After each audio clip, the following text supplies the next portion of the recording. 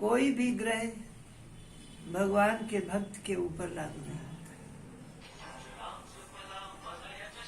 तो इस बात को अगर अच्छा लगे तो इस पर विचार करो कि भक्ति का मार्ग ही सर्वश्रेष्ठ है। भक्ति ज्ञान के मार्ग से बढ़कर कुछ नहीं है।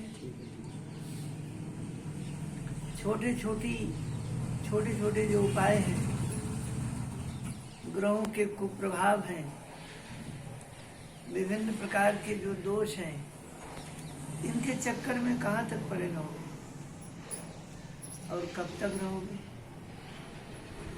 इसलिए संसार में दो प्रकार के मानव हैं। जो ईश्वर भक्त नहीं है, उनको नाना प्रकार के कोई ग्रह घेरे रहते हैं। उनको ही शनि राहु केतु मंगल आदि की पीड़ाएं होती हैं। उनको ही कालसर्प लगता है और पितृ दोष का प्रभाव होता है। लेकिन जिसने अपनी बागडोर को भगवान के चरणों में सौंप दिया और ये दृढ़ निश्चय कर लिया कि मेरा जो कुछ है वो ठाकुर जी हैं, भगवान है, राधा रानी है, गोपाल जी हैं, उनके अतिरिक्त मेरा कोई कुछ नहीं है। जिस दिन से वो संकल्प लेगा, उनका भजन करेगा, उसे कोई कालसर्प की पीड़ा,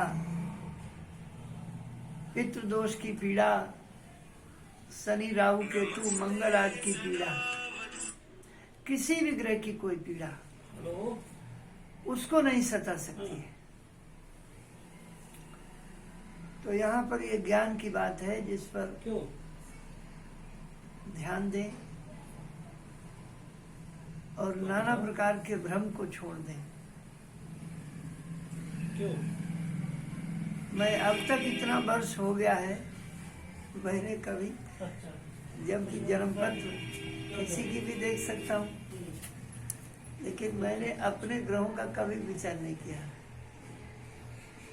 अब कोई भी ग्रह गड़बड़ भी हो तो मैं उसका कोई उपाय नहीं करता हूँ। मैं तो ये कहता हूँ कि ठाकुर जी से बड़ा कौन है भाई, राधा रानी गोपाल जी से बड़ा कौन है, सीताराम जी से बड़ा कौन है, हनुमान जी से बड़ा कौन है ना, यही बात।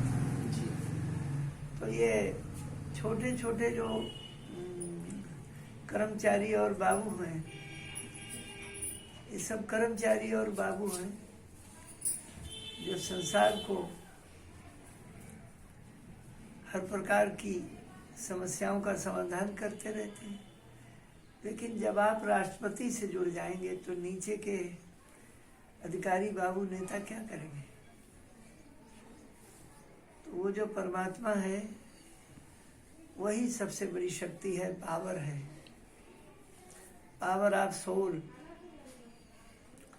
उससे बढ़कर के तो कुछ है ही नहीं। और भगवान उन उपायों में तो पैसा भी खर्च होता है भाई। पितृ दोष शांत कराओगे तो पैसा होगा खर्च। वो आपसे कोई व्यक्ति कहता है कि आप अपना मंत्र खुद मत जपें, हमको सुनकर हंसी आई। ऐसा कहीं दिखाई नहीं है कि मंत्र अपना खुद में जपो। कोई परेशानी है तो उसको खुद भी निवारण कर सकते हो। दूसरे से तो तब कराया जाता है जब आपके निवारण करने की क्षमता न हो। तो ये सब जो चीजें हैं, भ्रांतियां हैं, कमर्शियल बातें हैं, समाज में रूढ़िवाद है, अंधविश्वास है, प्रपंच है, इनसे हम सब लोग ऊपर उठे। और बगुला क्या है, हंस क्या है। बगुले को पहचाने और हंस को पहचाने, इनमें दो में कौन है। इन दोनों में हंस कौन है, बगुला कौन है। तो हंस है ज्ञान और बगुला है अज्ञान। ज्ञान के मार्ग पर सबको चलाएं और खुद भी चलें। और जिन बातों की मान्यता उनका लेख या प्रमाण शास्त्रों में नहीं है उसको कभी मत माने। यदि संसार के किसी रंगमंच पर या प्लेटफार्म पर 10,000 गुरु बैठ जाएं और हर कोई गुरु या विद्वान या संत ये कहने लगे मेरी बात सच्ची है, मेरी बात सच्ची है, मेरी बात सच्ची है, तो आप ये निर्णय कैसे करोगे कि इनकी बात सच्ची है? क्या निर्णय होगा? कर ही नहीं पाओगे। तब उस समय शास्त्र को लेना पड़ेगा कि जिसकी बात शास्त्रों में कहीं न कहीं लिखी होगी उसी की बात सच्ची होगी, बाकी सब झूठ है।